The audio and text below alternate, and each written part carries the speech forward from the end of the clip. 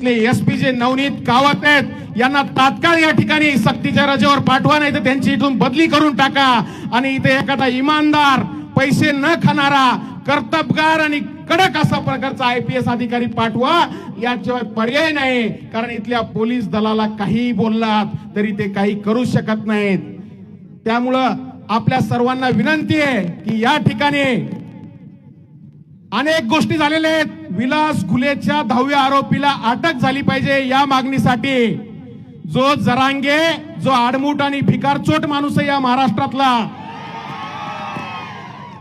ज्याला मी आडांचोट, भिकारचोट आणि वाया गेलेली औलाद म्हणतो, त्या जरांगेचा बाप इथं आज आलेला आहे आणि त्याचं नाव आहे ऍडव्होकेट गुणरत्न सदावर्ते साहेब.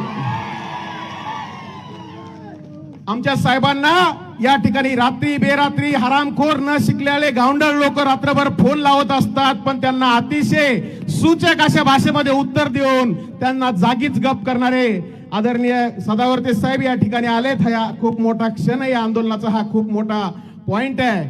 त्याच पद्धतीनं ज्याला चंदन चोर म्हणून आपण सगळेजण घोषणा देत होतात, हे दिवस रात्र आम्हाला धमक्या देत असतात सोशल मीडियावर, इकडं तिकडं मारायचं कुणाला नसतं, फक्त रेकॉर्डिंग व्हायरल करायची आणि आई बहिणीवर शिव्या द्यायच्या आणि समाचार घेतला म्हणून नेत्याच्या पुढे जाऊन लोटांगण घ्यायचे, अशी ही पिलावळ पाठीत खंजीर खुपसायची यांची जुनी सवय आहे. त्यामुळे या लोकांचा मी जाहीर निषेध करतो. बजरंग सोनवणे हा बीड जिल्ह्याचा खासदार आहे. लोकांनी त्याला संविधानाच्या माध्यमातून मतदान करून निवडून दिले आहे आणि हा हरामखोर खासदार काल बोलला की मी 5 वर्ष तुमच्या बोकांडीवर बसणार आहे. हा भारतीय संविधानाचा अपमान आहे, हा लोकशाहीचा अपमान आहे. माजी प्रधानमंत्री नरेंद्र मोदी साहेबांना लोकसभेच्या अध्यक्षांना विनंती आहे की यांना पदच्युत केलं पाहिजे, पदावरून काढलं पाहिजे आणि याची खासदारकी डिस्क्राईब केली पाहिजे, एवढी विनंती सरकारकडे करतो. आणि हा जिल्ह्याचा खासदार किती मोठ्या प्रश्नावर लढतो माहितीये का? परवा इथं डीपीडीसीची मीटिंग होती आणि त्या डीपीडीसीला आदरणीय सुनेत्राताई आल्या होत्या, जिल्ह्यातील सगळे आमदार होते, या जिल्ह्याचे कलेक्टर बसले होते आणि हा बजरंग सोनवणे जिल्ह्याच्या मीटिंग मध्ये काय सांगतोय की मोहन आगाव नावाचा एक शिक्षक आहे तो मला लय त्रास द्यायला लागलाय. कलेक्टर साहेबांना सांगितलं, अरे बाबा ही जिल्ह्याच्या विकासाची बैठक चालू आहे, तुझं हे फाटका घरानं घेऊन तू नंतर ये.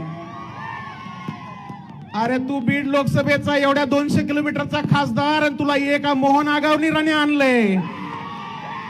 त्यामुळं बजरंग सोनवणे स्वतःची लायकी, कुवत, अवकात आणि आपली पातळी पाहून आपण बोललं पाहिजे, वागलं पाहिजे. बीड जिल्ह्यातील सर्व मतदार जनतेचा तुम्ही अपमान केल्याबद्दल तुमचा जाहीर निषेध करतो.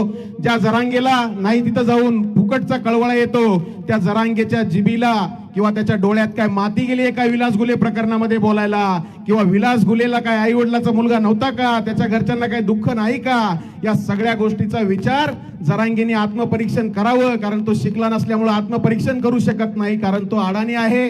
त्याच्या आजूबाजूच्या पिलावळींनी त्याला सांगावं की या प्रकरणावर बोल बाबा काहीतरी, त्याशिवाय जमणार नाही. त्यामुळं जरांगेला सांगायचंय की या प्रकरणावर 60 दिवसामध्ये तुला एकदाही येता आलं नाही का?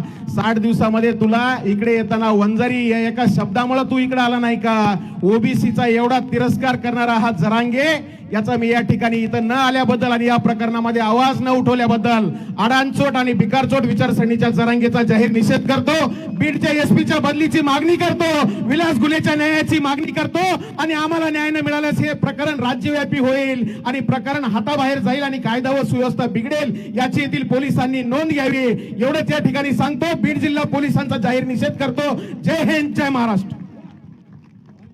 यानंतर ॲडव्होकेट मंगेशजी ससाने साहेब या जन आक्रोश मोर्चाला संबोधित करतील.